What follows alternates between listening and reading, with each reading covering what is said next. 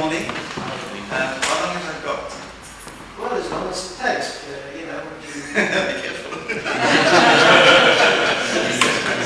Okay, just tell me how long you want to give you 90 minutes or something? Yeah. Is that good? 90 minutes good? We might be less, I don't know. Yeah, okay, yeah. Alright, well, I was discussing with Lisa now, and Energyneering is a bit of a made-up word, but it came about attending a workshop and talking to somebody who said, before you were an engineer, Yes. now you are an engineer. Yes.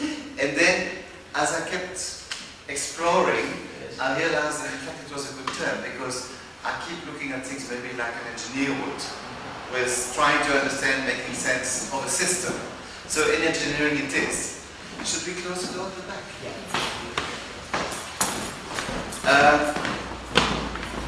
Rob mentioned 3 talks.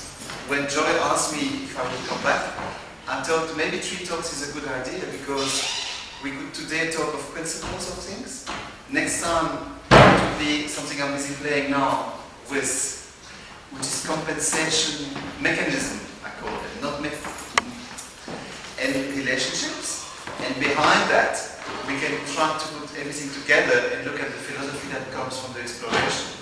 Because a philosophy is in fact a point of view. So once you've explored and you see things differently, you have a new philosophy coming out. So that would be the chronology. So today we're going to talk about energy, and some of you have seen this before, okay? We live in a reality, and what I'm trying to do is to understand that reality from an energy point of view. You hear people say, we are an energy system. We respond to vibes. I like that person, or you had a good time, and suddenly somebody comes in the group and it's gone, and when the person leaves, it's fine again. It doesn't mean there's something wrong with the person, for example, but we're all responding to things. What is it? What's going on, in a way? So we're going to look at things behind the common visible. To look at physical symptoms is easy, but if you try to fix the physical symptoms without understanding what makes them happen, you might be lucky or not, because in fixing the symptom, the person goes to transformation, and maybe because changing the point of view, the symptom disappears. To access the energy system, we can't do it. So what do we use? You know these things. People use them to find water. It's nothing magical, because we all respond to things. So this is a kind of an amplifier that we can train. So I can say, for me, what would be a signal if I find something, and if I walk, they will cross. Then I can say, I found something. But now, what do I want to find? In a case of water, the person would desire to find water, walk until there is water somewhere. It's his body that's going to make this move, but that's a tool to find things. The first thing I'd like to do is to repeat a little game of taking a person and looking at the aura. Because if we are an energy system, the way I look at it, it's a little model that's going to unfold. There's on the one side, there's a universal energy, or consciousness if you want, and here let's say there is the earth, because we are on earth. The energies go down and up, and somewhere meet. And there's kind of a spark, and there is Eric, there is Rob, there is each of us, or some kind of life taking place where the energies overlap. That would give rise, like a light, to, you could call, an aura, a halo. And the easy way to start to talk of the energy is to take somebody and to look at the aura of that person and to see what happens when we put it in context. So we need a volunteer now. Anyway, would you like to come? You can stand there. So I would take Lisa as she is now, and what I want to know is, where are the layers of your aura? Now the aura has got different layers. There's your physical layer, that's the body. Around it there is an etheric layer, that's like a silver lining that defines your shape in a way. Then there's the emotional layer, the mental layer, and the spiritual layer. So let's see where the layers are to start with. The physical, I can see it. The etheric is normally there too. So let's look for the emotional layer. So my intent now in finding the energy is, where is that emotional layer of Yuja as she is now? So I walk until it crosses. So that would be the emotional layer of your life. I'm going to reverse it easier and it's going to cross when I reach it. Where's the end of the mental? I keep moving, and your mental end is here, where the rods cross. I keep reversing, trying to find the spiritual layer. And I go, and then they cross again.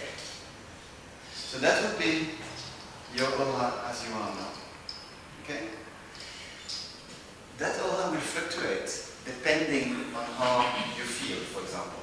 So think about something that's stressful for you, for example. That's what? Stressful. Something you don't like. Okay. Okay? I'm going to take the emotional layer because it wasn't too far. It's easy to walk to. Can you connect to that? To something that is not pleasant for you. Okay. Now, I'm looking for the emotional layer. And you can see it started to shrink. Okay. Now go happy again. Okay. And now, I just want to get out of where you were. Now, let's take you sitting here, connect to the people around. Okay. Okay? And I want to see where the aura of the emotional layer is. Here you go. What are you doing to her? You're stressing her. She's picking things, and somehow it affects the response. It doesn't mean anything. But now, all try to think of something that you like. Something that makes you happy. Not you. You stay neutral. Just become happy. If you can.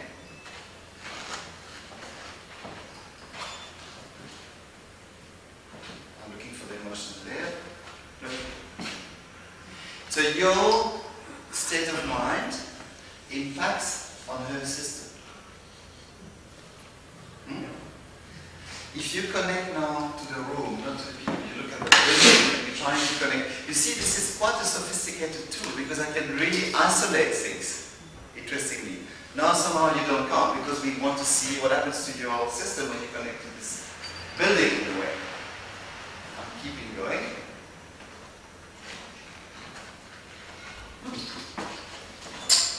I don't find you anymore. Okay. Now, this is important because, not yet. What we see is, you're responding to your own emotions. It affects your energy system. You're responding to people around you and to their state of mind. But now, you're also responding to a building. So there's a lot of things that we are in that are all affecting us. So I can't look at myself in isolation, I have to look at myself in context. So you might have a person who's healthy or unhealthy or has physical problems. If you look at the system, it's fine. If you put the system in context, it's not anymore. Colon things or digestive, you do a colonoscopy, they say, no, nothing wrong, it's all there, but it still doesn't work. So there might be other things happening.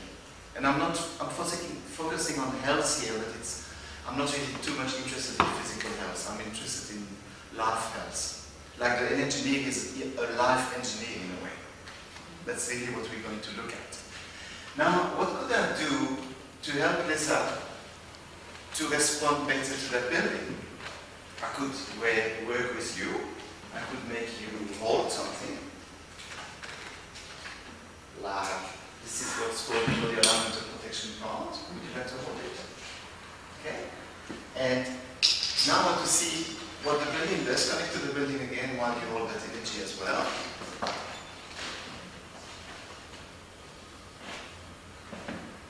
Now it's back. Okay? What I've given you here, it's a body alignment tool, it's a vortex count, it's an energy tool that exists. People use crystals, this is man-made. It's somebody who had the intention of producing something, and this is a card to protect from external energies, electromagnetics, etc. It's made independent as well, so people wear that to protect themselves. because it helps you to hold your space. It's a crutch too, eh? Right, we could also do something else, and maybe I could do something for this room for the moment, so that at least our space is holding us better. These are other vortex cards, but I shouldn't use this, I should use rather. This is a little symbol that is in fact like a key that represents the consciousness that Energyneering works with. I didn't go to it because I wanted. I in fact always ask, what should I use? I use my questioning, I'll show you now, to find things. So this, if I put it somewhere in the room, would maybe help to hold the space better. Need a piece of plastic for that. The question is now, where should I put it? It's not on that wall, it's not on that, it's on that wall, we've been there before, it's on that picture again. And it's on the chakras, and in this case it's on the, it's not on the throat or heart chakra, this is more on what I would call the spirit world. I'll explain just now, remember that when I leave. Okay, now I've put that symbol there, which is like a gateway in a way. And I want to see, having put that there, where's the idea of holding the space? How you now respond to this space? Now we're fine. You are fine. Are they fine? So let's imagine that this represents the group now. Because as a group, I could find your aura, but it's a bit tricky, but I can use it as a surrogate for that. And how is the group holding the room? It's also okay. So at least the building in which we are now, we feel more comfortable to be with. I don't know, you feel it's a bit warmer? Some people? There's a different feeling for me. But okay. No, not yet. Is that okay? Yes, I'm fine. Okay, now we're still there, and I want to give her something. Awesome. No, it's fine. A number carries energy like anything. If you hold a number, what's happening?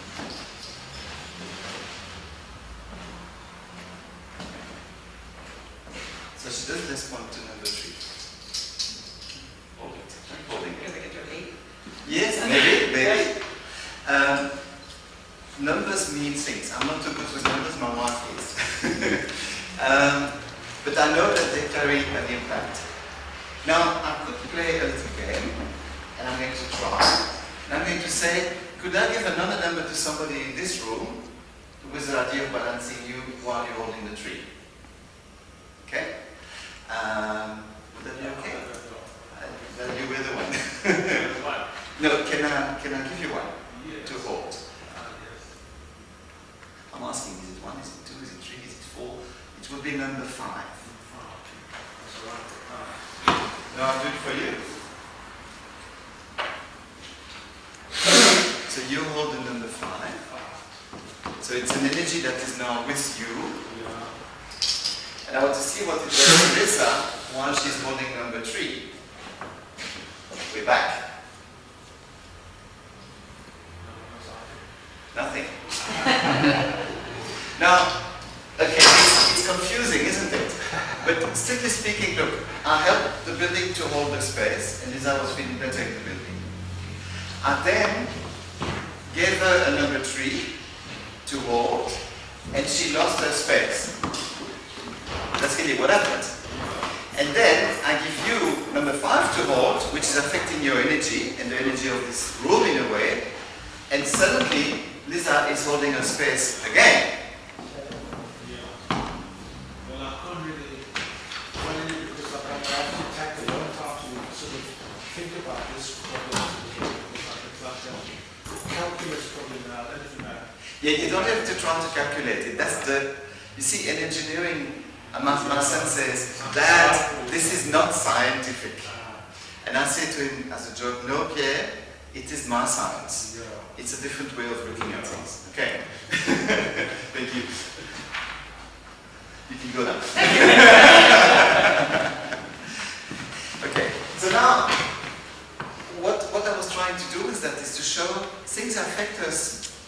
in very indirect ways that we don't understand. Like you say, it's something you couldn't really calculate. Yeah. But in a way, if you were wearing that 5, Yeah. and Lisa was wearing the 3, Yeah. and you suddenly meet, it means Lisa would feel uncomfortable. Yeah. Uncomfortable, sorry. Yeah. Where before that she was uncomfortable. So she would say, I like to be with that guy because I feel good when I'm close to him, strictly speaking. But why? Because he's wearing the 5?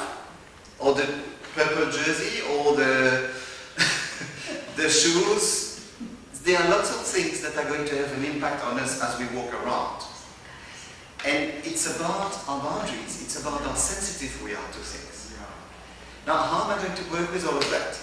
As you say, thank you, what do I do with that information? Okay. I'm going to go back now, having explained that in a way energies affect us in many ways. I'm going to develop that little model here on how it has evolved. First I'm going to erase this. It doesn't do it completely, but it's going to do. Okay, remember I said, if I'm here, or if we are all here, there's a connection between the universal energy or intelligence and the Earth. The Earth is already part of that universal intelligence, but we are life on Earth, human beings. So there's the Earth field, a universal field that meet, there's a spark, and they overlap, and there is life. I can do this. I can say universal field, Earth field, the center of a person, and life. The energy came from the universal, I call it source. That's the source of everything. That's from where everything comes. Down here. And it would go through the universe, which is what you know, the cosmos, all the stars, etc. It's part of that. Through the soul, only in my terminology, I'm not linking soul as a word to religious concept, because they all have different concepts. This is like a plane of soul. And on the earth side, you've got the earth, and you've got like an earth soul on the side of the earth. I call it the earth connection. That's your earth aspect, your earth connection, universe, and soul. Now, that is there, and because this is there, in theory, there is a presence on earth. And that, in fact, if I allow that to happen like a little child, it's just there. It floats, it's got a presence, it goes and lives. Without interference, that's what will happen. Let's say I'm here now, and it's easy to take things in reverse often. And I die. And I'm busy with all kinds of projects, I have a big conflict with somebody, there's a lot of dynamics in my life. So these energies are going to go up to the soul, and there, and down there. And that's when you start to think of karma, because I go away with unfinished business, it unfolds in there. Later, somebody else comes through, and it happens that they come and take some of these memories with them. And it creates a presence of aspects on earth again that have to finish themselves. They're going to attract the complementary aspects in their life, because these aspects have got to finish something. I'm a carrier, like the carrier of a disease, of a virus, of a bacteria. I've got history. I've got memories when I arrive here. And that's karma. So the model can work with that. Okay? That energy now, having come here, has got to give rise to that body. And I realized recently that in fact the body is, you would say, in a different layer, but it's not, but it's easier to make it a different layer. Watching something about Nostradamus, they were showing that concept of the cross in a way, but they were saying that there was a glitch, a shift, and they had another cross at 45 degrees that was showing life, and there was that ambiguity between the universal, the energy, and life coming to the fore. And then maybe draw it like this. Take this away. And now, let's say I put a pipe here. That's an etheric link, I call it. And it goes to the center of a person. I hope I can draw my person, okay? Okay, that's a person. And it's got, the center is here.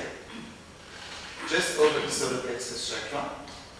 And then you have the chakras in the person.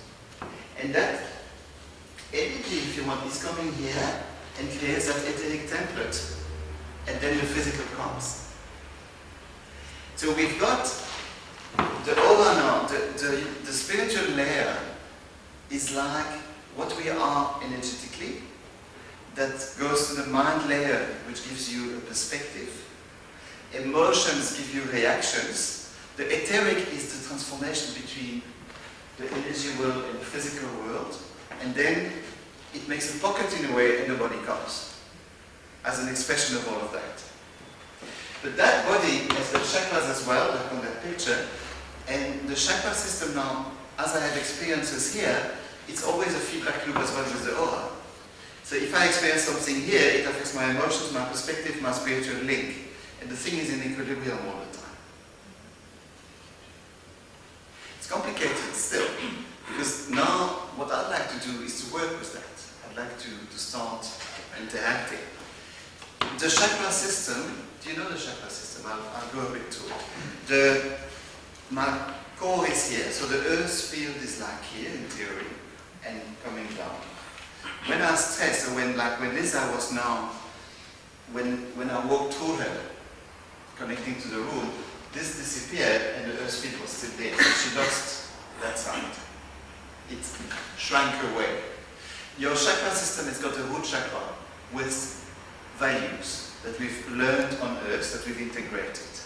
Your sacral chakra on the navel area is how we are supposed to express these values here. Society gives us values to respect and how to express them. I must drive at 60 in town, and if I don't, they use power to contain that. So there's kind of a differential.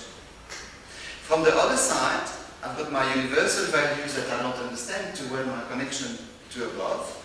My third eye, which is a projection of my reality. It's like a projector. My expression, control, and emotions, and solar plexus. So for me, it goes like that. But of course, it's in dynamic behavior all the time.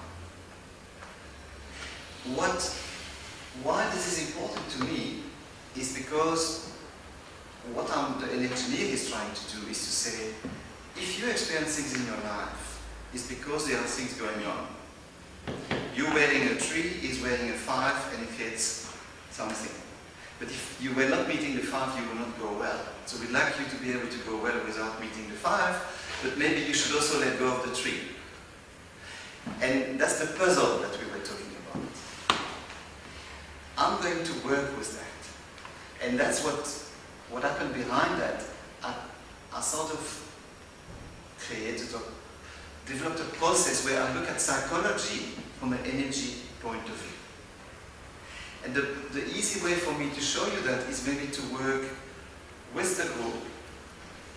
And my idea is not to create big things, but if I could help the group to come in touch with that flow more, in other words, more into the universal reality, we would feel more peaceful, more in tune, and maybe more able to connect and then to make choices.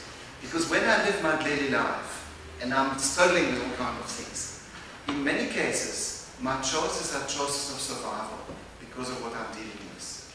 If I can come to more peaceful space where I don't have to hold things, I'm going to make choices for life, which is different. It's not the same thing. What would you like? To be able to pay my bill at the end of the month. What would you like? To feel happy and to be relaxed and to do things I like in my life. It's very different as a choice. But that reality forces survival. Okay? I'm going to go to different people. If you don't want, ask me not to, and already said now I want to be an observer, I don't want to be part of it, it's going to direct itself. Okay, but if I come to you with something you say, please don't, I can go somewhere else. So don't feel that you're obliged to play with me, you can be an observer as well. The idea is to show you how it works, to create an experience, but I'm trying not to create changing experience, to put you in situations. I'm trying to create an experience of flow. Okay? So I take the group now, with that in mind, and I'd like to see where the signature of the group is. At the moment, I get this, and I get that. Meaning, there's not much going on here, there's not much going on there. So what's happening here? There is what I call a lot of noise. If you were trying to listen to me now, and it was very noisy, you couldn't hear me. So I need my voice must come over the noise for you to hear me. There's stress, there is noise inside or outside. Now my pendulum is becoming my finger. Okay, I feel where the energy is. And the stress is putting it down. There's noise outside somewhere. It's not coming from people here, it's not coming from the building, it's maybe coming from the world out there. It's affecting us. We don't, like you can see, I could walk through Lisa, it's going through. And if somebody approaches me, first I will have, like if I go close to bush now, I start to feel I'm entering a space. If I push, I'm going to go too far. And you know when people talk to you too close and you have to move back, it's because we have that further peripheral space. If I want to come and steal that little cell phone of Butch there, I'll have to go to his space, grab the phone. So I'm now tackling his possession layer. He's likely to tell me that it's his, and if I keep pushing, we might have a little fight. I'm now into the body area. And if we fight badly and I completely beat him up, I might abuse him and crush him, and then I crush his core. So for me, it's easier to use my fingers because that's your space, that's your possession, your body, and your core. So I can easily see how deep things go. The environment here goes that far to the group. So you're left with body, but possessions and space are limited by the world out there. That's what I would measure. I can't explain what does it, but that's what I would measure as a system in that space. If I go above, I play the same game. The stress is low and high, stress is low, there's no flow to it. Okay? Emotions help in harmony or not. Emotions are rattled, there is noise inside me. So there is noise on this plane in the group, inside your heads or in terms of your experience. And these emotions are reducing the ability of that field to come down here. Leaves you in quite a difficult space because you now don't have a space here. So we need to have a space to function. Hence the name of philosophy of boundaries. To exist, I must be. If I am, I'm here. You find me. But if I'm in difficulty, you start not to find me too well. Okay? The body, stress is high, nose is high inside and outside. And the energy is not flowing too much. That's what the group shows at the moment. In the environment we're in with the intent I have. So there's far more than I understand. How can I work with that? I'm going to look at topics in a way. I can look at relationships, I can look at situations, I can look at realities. I can look at plenty of topics that will help me to unlock things. So first, I would have to look at the whole group, including me, and a topic. And the topic is, now that's my way of getting my answer, like with the rods or the pendulum. Is it a relationship? Is it a situation? It's a reality. Okay. It's a reality from where? For the whole group. The reality of the group. Now I go around and I'm going to feel where it is. I don't have a clue because it's bigger than my mind. it's to do with soul. So we're talking of a collective group here, and the soul of the group towards where other people know it goes towards universal intelligence. So the soul of the group as a reality towards that intelligence, and that's my topic. I'm not trying to understand it too much, because when I try to understand too much, I damage it. Because I can't understand, I'm going to minimize it to make sense of it. That's what science does as well. We study the atom, we simplify the electron, later we find there are far more particles. But we have to start somewhere, but we always have to understand there is more than what we know. Okay? Right, what must I do with that? Because I found something, and I have to work with it. Or, here, of this group, towards the world outside, and the energy from here down is when it's controlling, limiting, it's stifling. So it's to close a gateway from our core towards a stifling energy coming from outside. How do I do that? I let what I call energy flow, like we would do in Reiki, like you would do with certain techniques, body alignment would let energy flow like that, kinesiology would tap. The intention is to harmonize, and then it happens. And that's what I want to do now.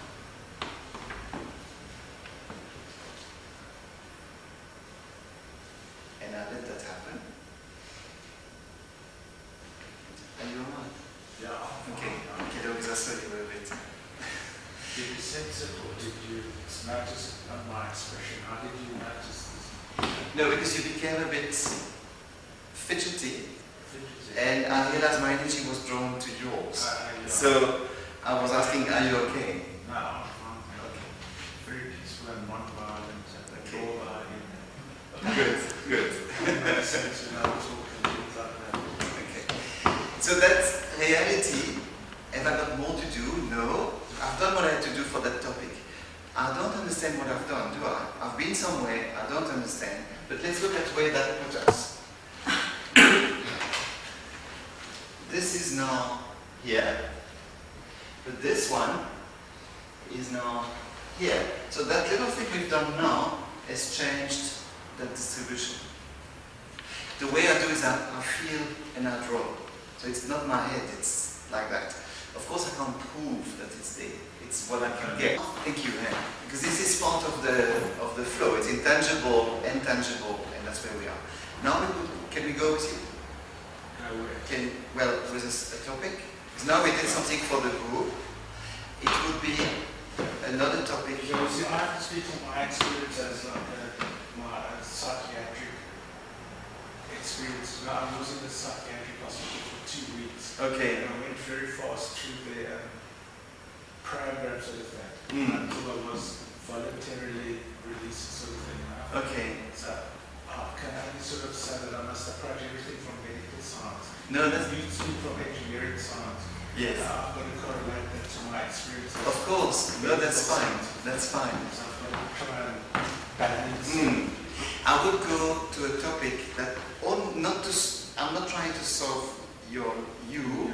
I'm looking at the group thing. Group, Okay. yeah. It's like wearing number 5 or number 3. That's a bit what we're doing now. So I said you've got to stay with the group. Yes. Okay. Conform to the group. Okay.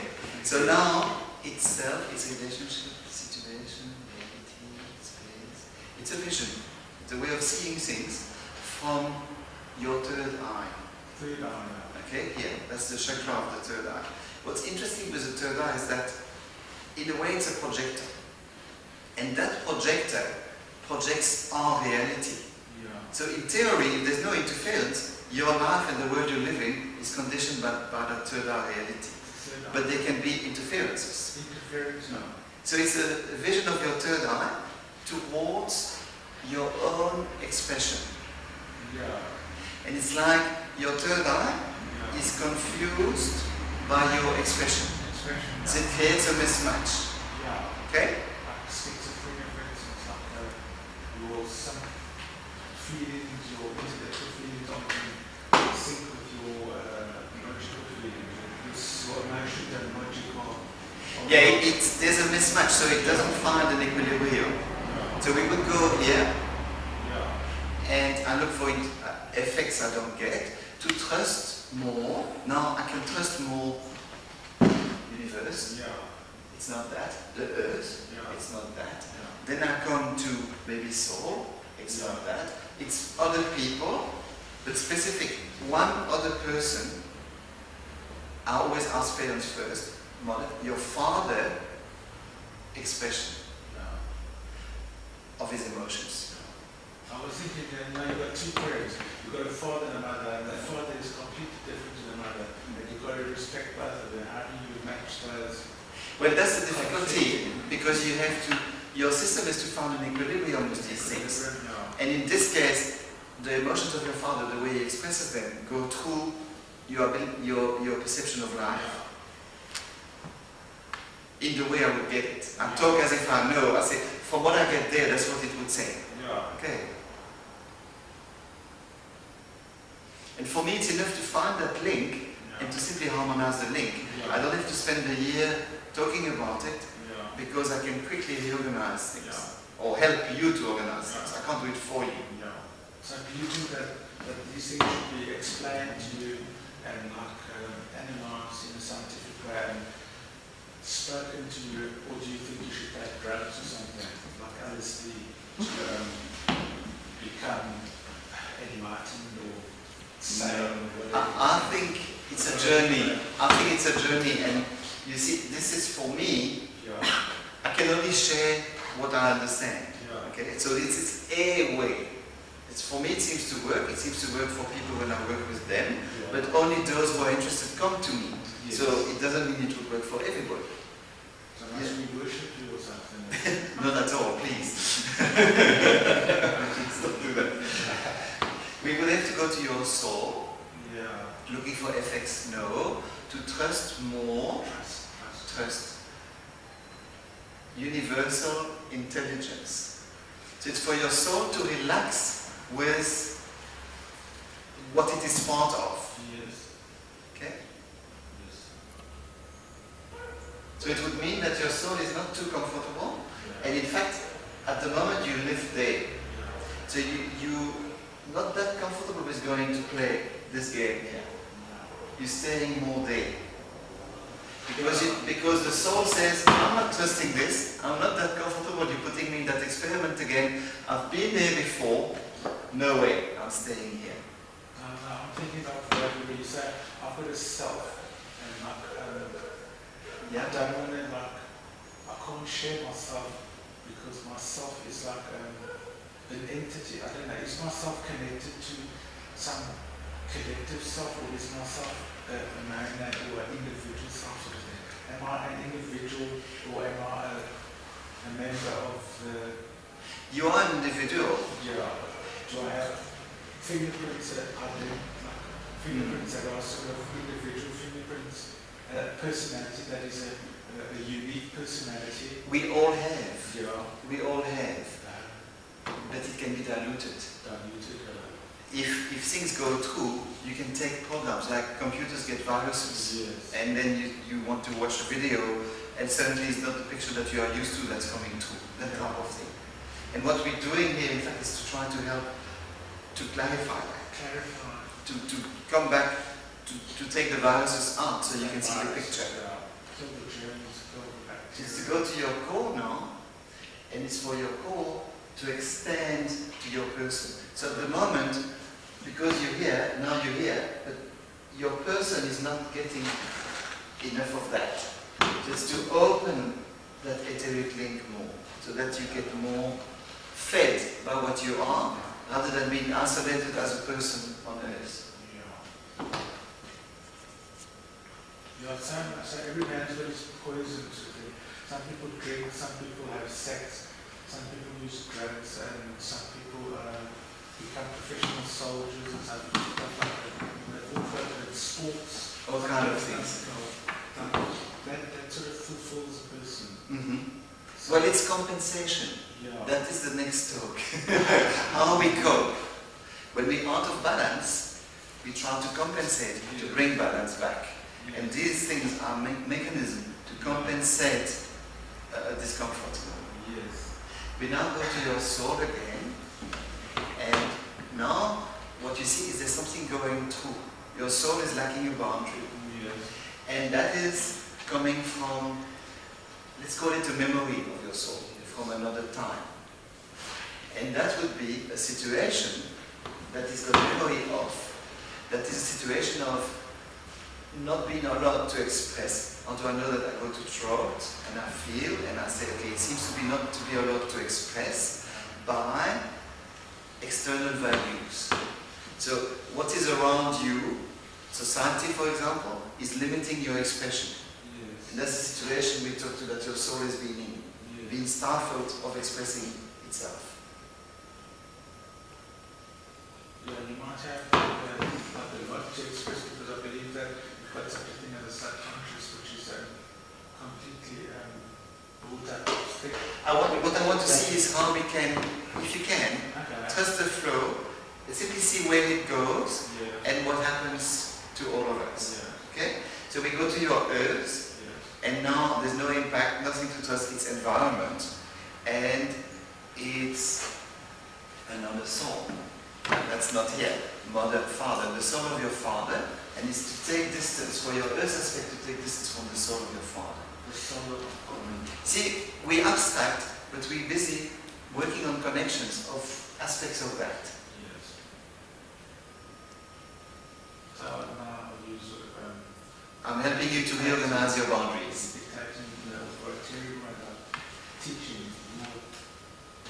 So we go to your soul now, and from your soul, it's about trusting more your person. So it's for your soul to be relaxed with the fact that you are here.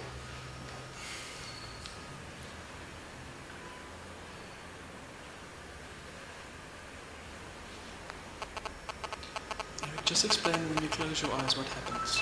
Okay, when I close my eyes, I allow energy to flow. My vision in the early days was, I would imagine I connect to everything that is. If I connect to everything that is, I'm in theory connected to the universal creation. And from there, if the person connects with me, we connecting to everything that is and level by reconnecting to that. So that's the only thing I do when I close my eyes, in fact. I kind of bring wires to bridge the reality and to allow the universal reality to flow.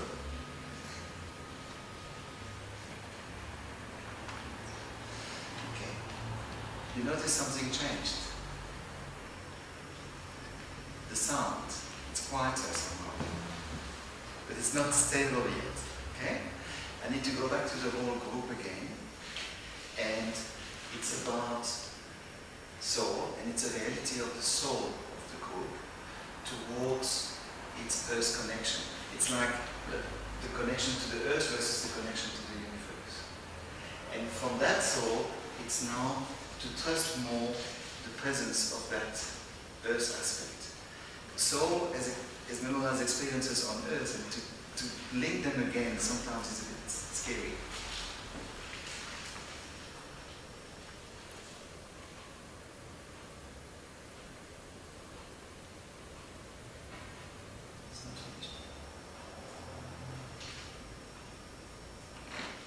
Okay, now we still. You notice the acoustics? Is there any difference in how the sound moves in the room? Or is it only me who feels the difference? It's quiet, eh? Okay? Now, remember that was my intention. What I put my intention on was to bring some kind of a space where we can be quieter so that we can start to look at things and make choices. Because me sharing something here is not trying to push anything. And for you it's to say, whatever conclusions you make, that makes sense, I'd like to explore this, is a choice. Not for me is also a choice, because then you know that's not for you. And Sorry, I just don't mean to interrupt, but I just happened to notice a minute ago you were looking at the clock. Did you do that because you were actually wondering what time it is, or did you actually listen to that second-hand speaking? no, it's because when I was, before he opened things, I wanted to know what time it was, to respect Rob and his calendar. Okay, no, that was the only reason. Because I knew it was there, I looked at it. Yeah, because you were mentioning how very long silence. Yes, and then I looked, no, it's purely because of the, Okay. where are we on time? Okay. But you see, that has an impact on you. You notice, I look at the clock, because I was in fact moving out of my space, and suddenly I was worried about logistics. You picked it up, I guess. Now, where is the group now? Now I get this, I get that, and the energy flows nicely there. So that's an example of what we can do when working with that type of thing. The difficulty is, okay, you seem to be able to do a lot of things. What for? Because we have understood it's very unstable, that thing. Somebody might enter this room or leave this room, and our equilibrium could be compromised again. And the more, in the way I look at it, the more we clear things, the more we go on our journey, we get an identity of self, and we resolve ambiguities or difficulties. Our boundaries become more set. If my boundaries are more set, I'm more comfortable. But a boundary mustn't be absolute, because let's say if I have a boundary, I have a certain immunity. Let's say I'm immune to my environment.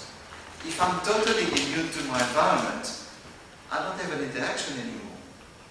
So, I will not hear you. If I'm not immune at all, things go through me and I can't live. It becomes to always be in an equilibrium between the extremes. And it's not something I can target with my mind, but it's something that I can say when I experience something in my life that I feel not comfortable with. It's likely to represent something going on that referential. With the tool that I've shown you now, I can work with it. And if I work with it with only the intent to flow and be me, then I can move to more harmony, to be what I am. The difficulty is we don't know what we are. So to be what I am is a journey of discovery, and it's to trust that the more I do that, the more I flow. And in theory, I guess, I feel more and more comfortable, and therefore my life is easier and easier. It doesn't mean I earn more money, less money. It means I feel better. And what counts is the experience and not the amount of money or the type of car. It's how good I feel and how I enjoy my life. And that's mainly that's what the drive is for this. Otherwise, it's interesting, but it stays there. The engineer likes to achieve some results as well. Okay? We can work with all kinds of things now with that. Court cases, for example, are very interesting. Every time so far I work with somebody who has a court case situation, it resolved in no time. And recently I had one, and the guy said, he sent me an email and he said, look, we met on Tuesday. On Thursday the guy withdrew from court, and on Tuesday next week we reached an agreement with lawyers. And I was wondering, how come? I think it's because it's easier. It's very simple as an intent to say, I can't handle this court case, I want to get out of the conflict. So I help people to think about it, that any resolution is good. We rebalance their system. Of course, because the intent is finite, it's easy, and it manifests easily. But when I talk about my life, being what I am, it's a journey of discovery. So it can't be, it could be, things can happen like this, they can take a long time. I can't predict. Because we're all on a different journey, we all have things to resolve. Before I can go back to that line, I have to resolve a lot of links that have been created through past times, to my life now, to find my equilibrium and to be able to interact respectfully to what is around me. And that is what this is all about. So you end up working with people directly, with relationships. You can work with a building, as you've seen that we started to do early. And again, the building is a reflection of the owner. So first, the points to consider would be the relationship of the owner with the building, or previous owners with the building. And then when you have that right, go in the building and see what we find there, because this desk contains energy, it's been used by people, it's been put there for a reason at a certain time. And all of that is making the space that it is. And that's really what the work of the Energyneering is about.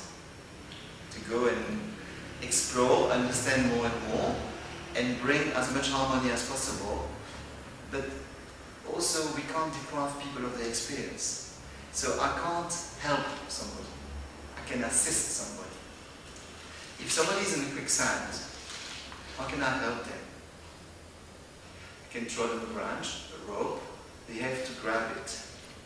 If I jump in it to take them out, I'm not very clever, eh? And it's not going to help him, we're just going to be two in it. So what it requires is that people, or whoever wants to achieve something, or finds a motivation to go out of a situation. And once I had a chat like this with a person who had pain for a long time, and I asked, what do you want? And the answer was, I don't want the pain.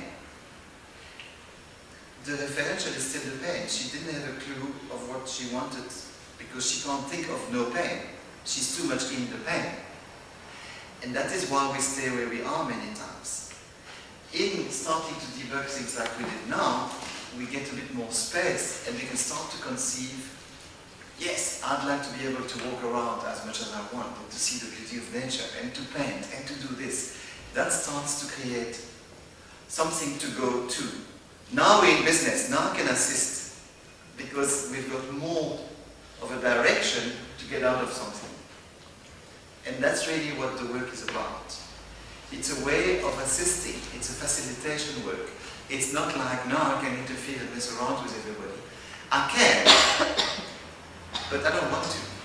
It's about having the integrity as well to try to do whatever we do in a proper way. We all interfere with one another all the time because we comment. Hey, you've seen it's got a new car. And we put things on it. Horsey people are very good for that.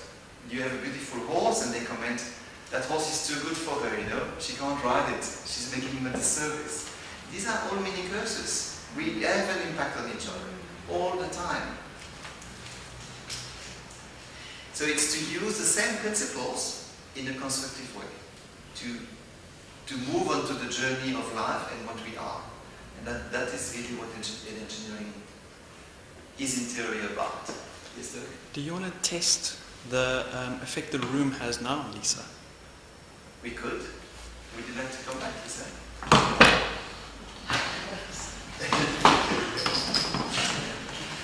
So just as you are now, the effect of the room or the group? Or all together? Both. Separately. Okay. The room only, emotional layer. The building or? The building. Okay. Yeah, we're here now. And the group, am I aunt? Yes. Because now, well, because I want to go towards it, I need to know I'm not. You understand? Otherwise I'm going to find nothing. Because I'm looking for a line, but if let's say the line is behind me, I'm never going to find it. Because I'm asking to find the line. Okay, now I'm looking for the emotional layer. Well, it's here. So it's enlarged because of what we've done now. Okay, thank you. I'm looking at the clock again. We have time if you want. There are different ways to carry on. You can ask questions. If somebody has something that they want to explore or to shift, they can. But I know it's a group, so not everybody wants to put everybody on put things on the plate of the group. If you got questions, things you would like to discuss? Okay, I'll come to you now. Have you ever done it, any of that stuff blindfolded, such that you like put a random number on the person and then see if you can get a repeatability sort of thing? Repeatability of of measuring your aura. Yeah, so let's say, okay, when you put the 3 on me, okay, but you knew it was a 3 and then you were doing this. It's like, okay, but let's say 7 different people came up, you're blindfolded, I happen to be one of them. Do you think it would be the same point? Or would it It be might differ because there could be a lot of parameters. For example, not everybody measures the same thing. When I did, the way I learned is I did Reiki and then body alignment. And body alignment works with body points, and you test muscles like that, and also you dowse. And the person who's promoted body alignment, who's Jeff Levine, was saying to me, but it is strange, we don't get the same answers. Because I was getting different priorities than what he would. So we were both approaching the same person, but we would get a different response. And it confused him, me too. It's because when we do these things, we don't really understand what we are measuring. So you have to learn what you as a person are measuring. But we could try, but we need to find people who can. What? No, but I'm thinking just for you, okay, so if you were blindfolded, Yes. and then you knew that there's 7 of us, they're going to go up, but you don't know which is which. Yes. I'm one of them. Do you think that your response to me, as you're blindfolded, would be the same, that it just was there? Does that make sense? I think so, unless there would be different factors coming in. Different people and yes. What if, for instance, the random group starts in a line, say 7 of them, but they go through twice? Would you get? She's asking, would you get the same result a second time around, even if you didn't know the randomness of the people who were standing there, and also the different numbers? So she might come twice with the number 3. Would you get the same? She's basically saying, have you done such testing? I haven't. But I also know that things change all the time. So let's say you go to 3, and then you were coming with 5, and then you come with 3 again. Well, your 3 might not be the same because you've been exposed to 5. No, I understand. Okay, but if we did the experiment right now, We can try if you want. and let's say we all have different numbers, but I'm going to stick with the number 3, because we knew what the measurement was before, and she's a 5, and she's a 2, and she's a 1, Yes. whatever. But you're blindfolded, so when I come up, it would be the same thing or not? It should be. It should be, but I haven't tried. I haven't tried. You're right, because I know, because I see. Right. Of course, I'm starting to say, I'm approaching. Okay, see? Right. Because I want it. Where if I didn't know where I was, it might change. Right. I haven't tried. Okay. Sorry. Yeah, no. We can try something if you want. If we can design something, we can try it. Well, we could. People want to do that. Or somebody was. We'll arrange something one Saturday. Okay, we'll play. You wanted to ask something? Yes, I hope I'm not going off on a tangent, but seeing auras, and you were sensing these auras with that device, but can you visually see them? And if so, can you see colors of auras? And could you perhaps, if that is the case, then elaborate a bit on the meaning of these colors of auras? No, I can't. I did once an aura workshop with Chris Ra, who can see aura, who works with aura. And what I've seen is that we all see it differently. So some people like him, he sees the aura, and he looks at your aura and he says, what about your elbow? I see your liver is a bit straight. That type of thing. He can read your aura. He does read your aura. And for me, I realized I can see the color of your aura, but not by seeing it, by asking what's the color red, and then I would get the word red. But you know, there have been photographic studies done. Yes. You are aware of that? Yes. Where they do actually show up the... Yes. There are clear photographs of the aura. There are people who can see, because it depends on your senses and your sensitivity. I'm not one of them. You know, I just had an impression of my husband's mother. It's very strange, and I was looking for years. Okay. I wonder what happened here. She came out so strongly, and I want to see the colour of her eyes. Okay. Yeah, it was so very, very powerful. Maybe she's still around. Well, I don't think so. To have managed she's gone well over on the other side now, you know, because it was many years ago since she died. And, but you know, if you'd have asked me exactly what you looked like when I walked in to this place, I wouldn't have been able to have told you. Okay. And now I've had a complete refreshment of memory, and I thought that's very strange. Okay. See, what we do now in working with the group, we made ourselves more calm. When you become more calm, your senses are more available to go and feel and see things. So it's part of the idea that it's a natural way to do what I did now, because it simply moves you in a quieter space where you can see things quietly and maybe access a few things. Possibility. For me, she's still around. Really, For me, she's not gone yet. Her name was Violet, and she had violet-coloured eyes. Okay. You know, I don't know whether this is relevant, you know, but I have some rather weird experiences that, you know, now, I might all of a sudden think of something for no rhyme or reason whatsoever. I cannot explain why I have that person comes into my mind. It is totally undeliberate or anything like that. And without fail, within a matter of a week, that person will phone me up. I don't understand that at all. But if I try to think of somebody deliberately, It doesn't work. it doesn't work. It doesn't work. It has to be totally undeliberate. The way I look at that is, okay, if I look at what's around you, your network, I call it like a spider web, because it's easy to imagine the spider web. So you've got all these connections around you, and that other person as well. And sometimes you extend and you connect, or they turn and simply there is a connection. And then you think about them and they call you. I have that a lot as well. I think about somebody and then they call me.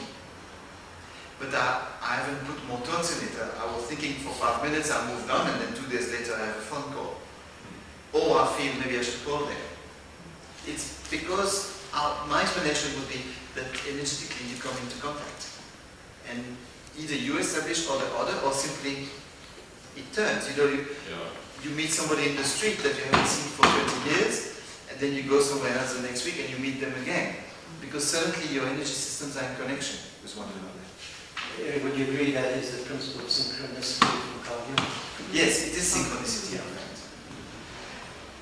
Yes, Martin? So, you talk about energy around you, it is the same diameter, the same strength around you. But with the experiments of George Delaware, he talks about nodal points. Yes. And various nodal points at certain points. Is there a connection between what you're doing and these experimental nodal points? Like the energy would be more centered, the auric energy or whatever is more centered as a nodal point in strategic places. And if you know those strategic places, you become sensitive to what's the presence of next to you at those certain strategic places. Although you can't actually see the presence, by means of nodal points you can detect this presence. Is it a more evolved form of what you're doing in nodal point research? Maybe it's a similar way of looking at the same thing. It's a different way of looking at the same thing. I don't know the theory and experiment, but what you say makes sense, because that's what we talked here. There is a nodal point and it meets another one and they become aware of each other. Because you talk about an energy field around you, but you don't talk about whether the energy field is more concentrated in certain points, or whether it's just evenly dissipated around you. You see, for me, in the way I look at things, it's not important. The physical distribution is not important to me. What's important is the behavior of the system in its energy context. Because I look at it from an energy interaction point of view that then manifests on this plane. So you're not concerned with the anticipation of the awareness. That's all I am.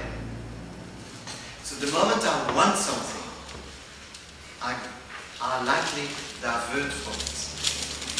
But if I allow things to happen, like you think of the person and the person calls you, you have a chat. You look for a way to talk, and Joy calls you and she says, would you like to come and talk? That is natural manifestation of things. It's not trying to control it. So for me, it's more, what I'm trying to do is to respect what I am. And what I am is that creation. If I respect that creation, I respect other creations, because it's in circuit with them. Do you consider yourself to be a destinarian? Destiny implies that I have something, maybe to a point, but I'm not trying to know what I have to achieve. I'm trying to be in the flow and to be what I'm meant to be. Yeah. But destiny implies specialness sometimes. I think I'm unique, like you are, but I'm part of the same system, so at the end of the day we're all the same. But we are part of a system in equilibrium, so we all perform a certain function. That's the way I look at it. So I'm moving away from conventional goal setting and things like that. I'm rather saying, it seems I'm attracted to this, let's go and explore that and see what happens. Yes. And when we try just to balance the system here in the group, you said that you try just to clear up some branches of, maybe, if understood correctly, from previous karma. Yes. Does that mean that you can, say, dissolve that karma? Yes. And because, I don't know, to me it sounds a little bit strange that you can, say, dissolve karma without the person itself putting some kind of positive energy or something to that effect. Okay, the way I look at it is, because I'm not forcing and I let myself be guided where I need to go, there are things that are coming to the surface and that are ready, that are done in fact, and that all you have to do is to move them. Because if I was going, and then it happens naturally, because it's ready to be done, you simply move it. If I was going to dig, to change your karma, for example, I would start to play God for once, but two, I would create a lot of imbalance. I would in fact be unethical, because I would cheat. Yes. I would, and likely we can do that. It goes down again and it will resurface differently later. So I'm not going there. You understand? Yeah. But you'll find that, for example, it happens a lot with soul, because that is where the memories of the past are often. If you go to a dynamic of another time, I work with the dynamic. I find, for example, when I work with people, you find they have an issue in their relationship as a couple, but they carry aspects from another time, and if you go to that time and work with the dynamic, it helps them to be okay now, because that is a way for them now to work at the karma of them and come back here. And suddenly things diffuse or become more intense. But I would never go with the intent to. If somebody comes to me and says, I want that, curse my brother, or whatever, I'm not going there. I'm not even want to try to curse something. I want to try to harmonize. And I'm aware that we easily can do all. So I'm trying to stay on a clean line. What, for the best of what I understand, I think is a clear line. Because one has to find out, eh?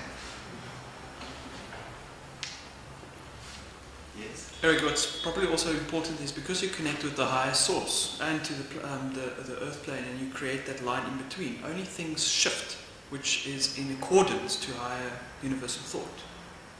So you're not in, it's like you ask and connect, but the connection is not, it's the higher intelligence that is allowing it to happen. So that's why you can't really go that wrong, because the universal source is allowing it to happen. Yes, okay, that's the intention. But I'm a filter. Who knows that I'm connecting purely to that? Because my own script is coming into the picture. Like I had a chat one day with a guy who was a Jehovah's Witness, And he got all rattled. He told me, but how do you know what you're doing? You know, you don't have an established base to do what you're doing. At least I work in my referential, but you're not. How do you know that what you do is right? I don't. I trust, I hope. We never know. These things are not as tangible as the height of that bolt. We do the best we can. Yes, I hope it is the universal intelligence coming through and helping us to reharmonize. Yeah? Any more? No? Okay. Thank you very much then. Maybe because we have a few more minutes, do you want to say where this came from? How did you create this model? Progressively.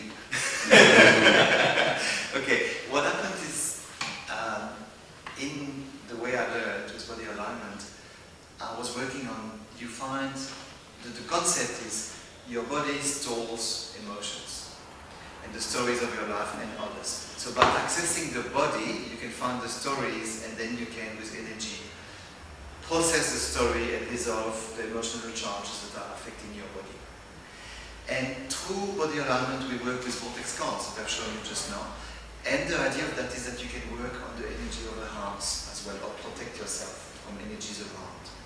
And I became interested in working with buildings, with homes and houses. And it was a bit tricky to move in there, and I found my way to go intuitively, walk in the house or ask, where must I go in the house? What must I do? And I found all kinds of things, like you sit in a chair, we all do, or I stand here, and I have an experience here. When I move, whatever I left behind, sometimes emotions of whatever that might disturb the harmony of the space. So in clearing the space, I would have to release these emotions.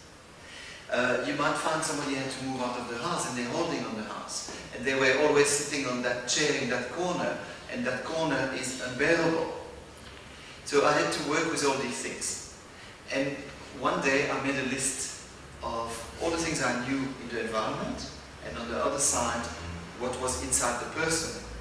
And I worked with a client that I knew well, and I used that list as opposed to my normal thing, and everything went to the environment, and I was a bit puzzled because it was like pointing a finger to the outside. Then I realized with time, it's not pointing a finger to the outside, it's, I can't deal with that. It's my boundary that doesn't work with that. And the work we were doing now was working with the links rather than with the story. So there was no emotion, and it was quite quick because we very quickly go to many, many places. And later, I realized I was working not with that model, but I had to access. Somehow, soul was important. Then I found that way of expressing it's a model in a way, but it's expressing something. And I started to work with it, and then I could link now, do my same work, but between your soul and your earth aspect, between the person, throat chakra and the universal intelligence. It gave me access to the full dimension. And that's how it's evolved progressively. It's still evolving, it's an exploration. It's like engineering, it never stops. There's always new technology coming. It's the same thing, it's an unfolding exploration. Jazz music, you learn, it's always progressing. It's evolving. Yeah, and you click when you can play that, it allows you to go and play that type of thing.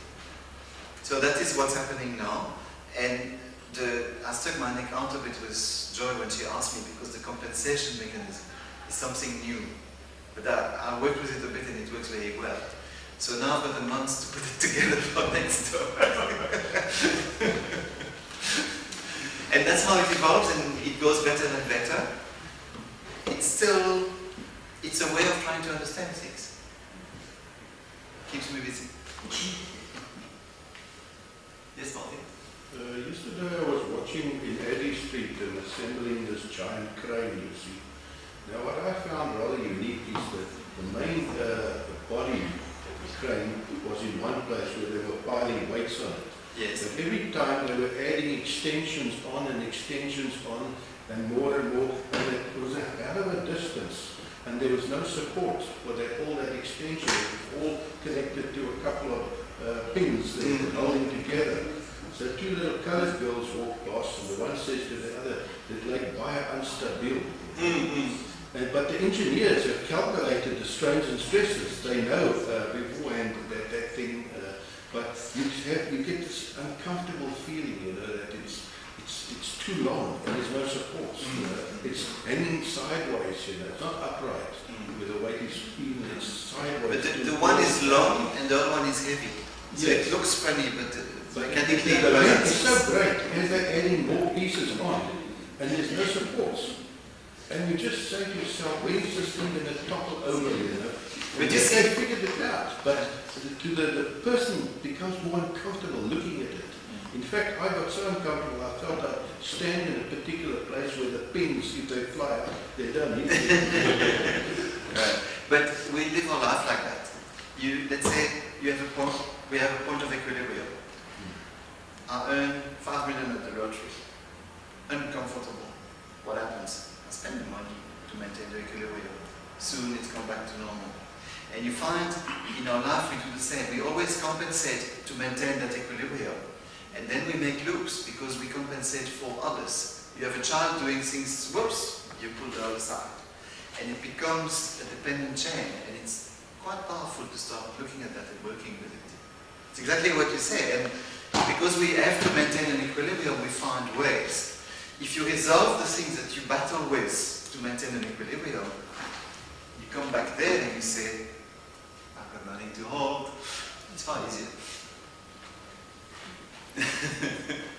Interesting that you talk like that, but you know, in economics, and you look at people playing around with economic systems, Yes. and you start throwing things out of equilibrium, and everything goes Yes. pop. Yeah. You know, then they start blaming this one and that one, everything. But the reality is that they threw everything out of equilibrium. Yes. And that's what America, Greenspan, etc. They want to achieve something, so they load it in a unhealthy way.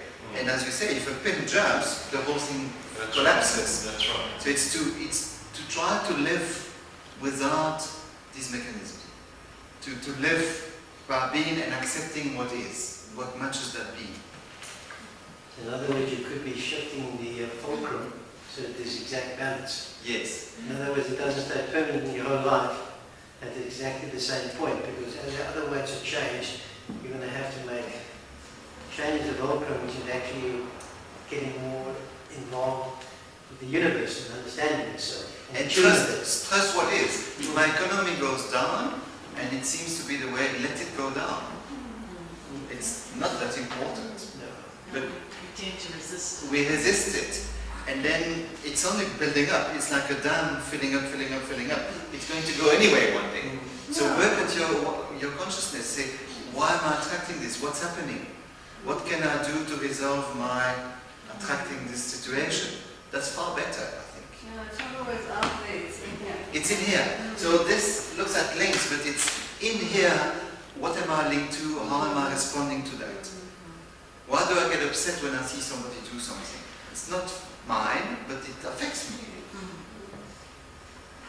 That type of thing. Yes? Something else I'm thinking of. You think that people,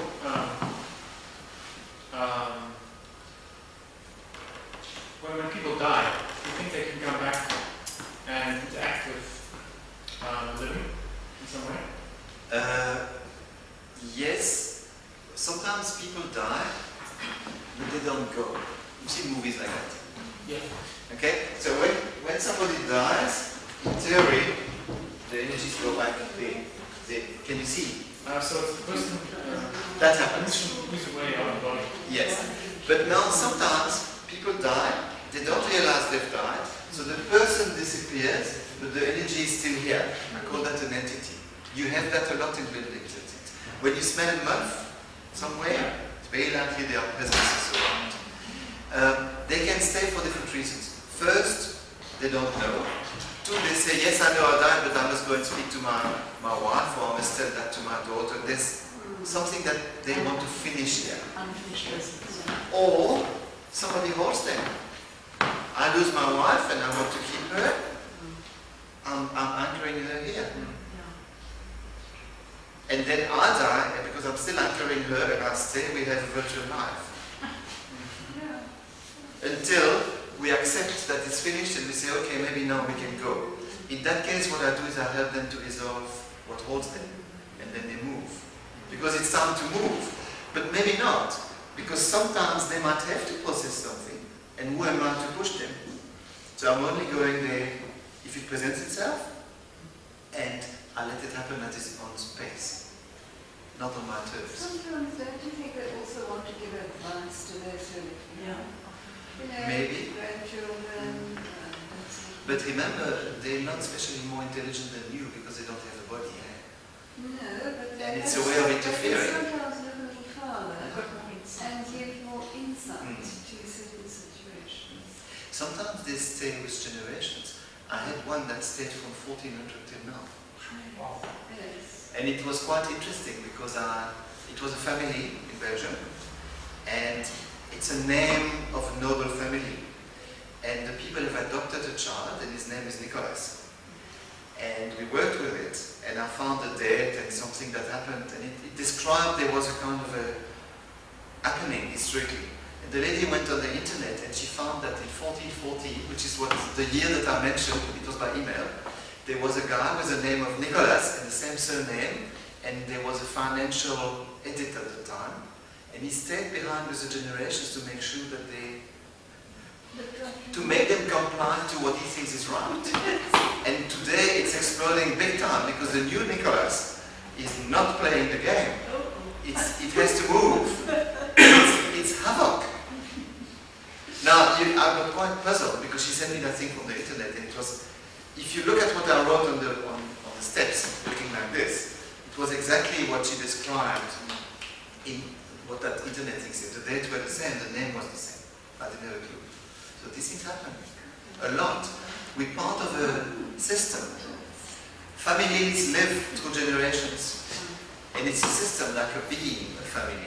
I call it a family network. People call it a family matrix. They work on constellations with that. And your ancestors have created what they think is right for you and not.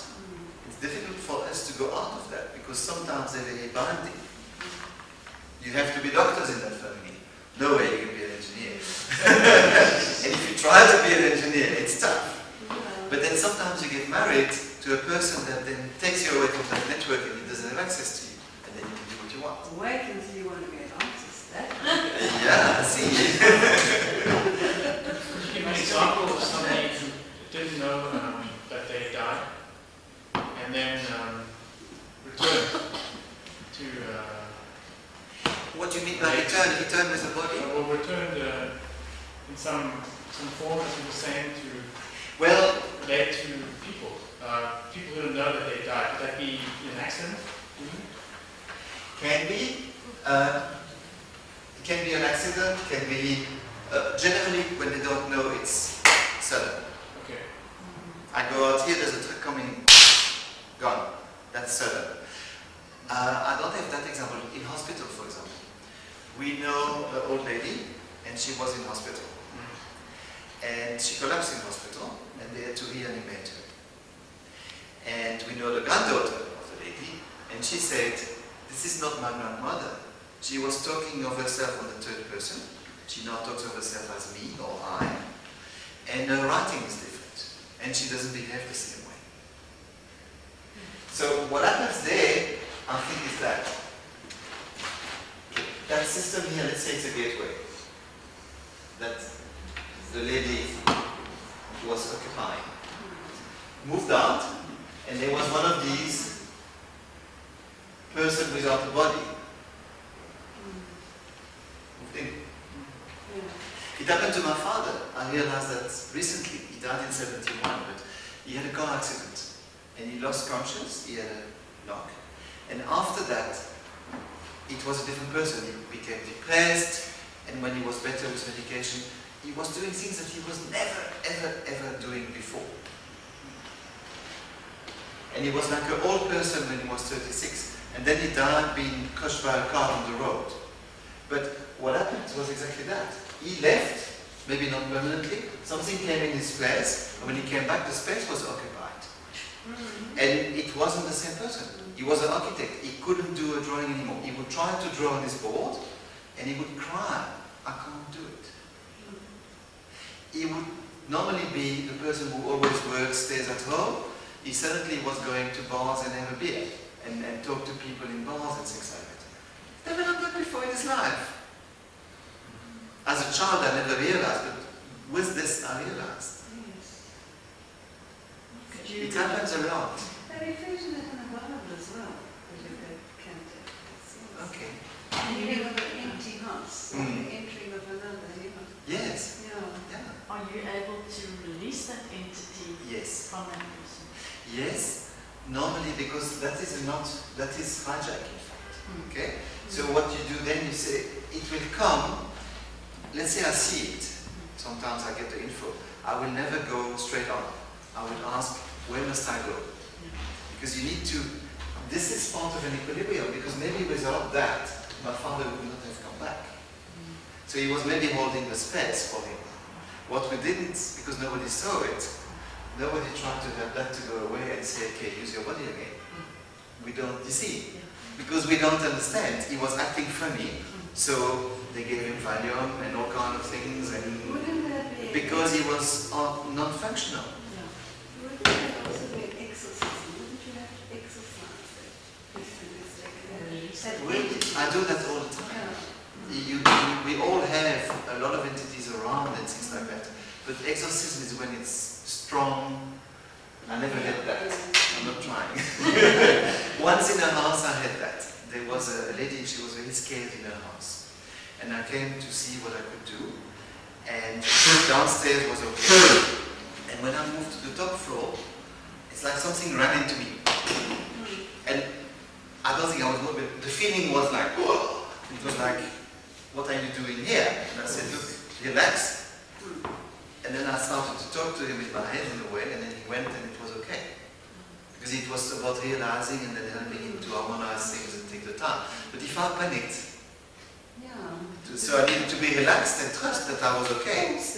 Yeah, it was very strong. It's the one that I felt physically.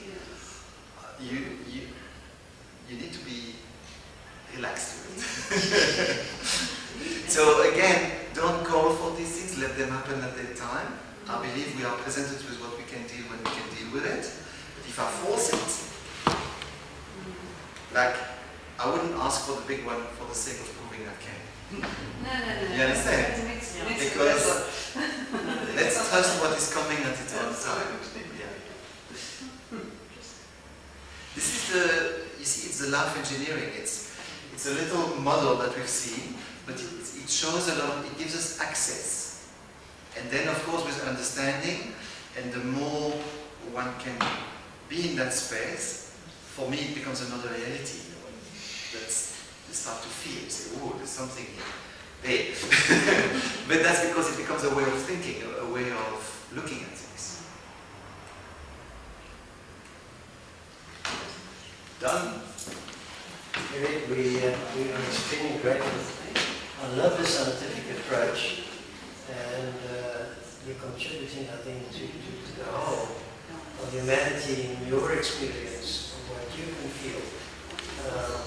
And there's so many other fields, which are similar but work in a different way. But this is something particularly scientific which I think is most interesting.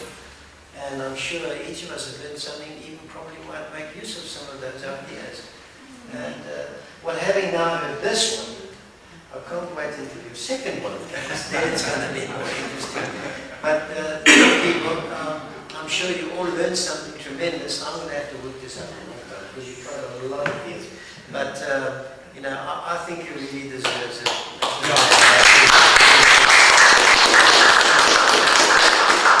And thank you for agreeing to come and share all this wonderful knowledge with us. It's highly appreciated. It's a great pleasure. It's wonderful. Thank you. Thank you.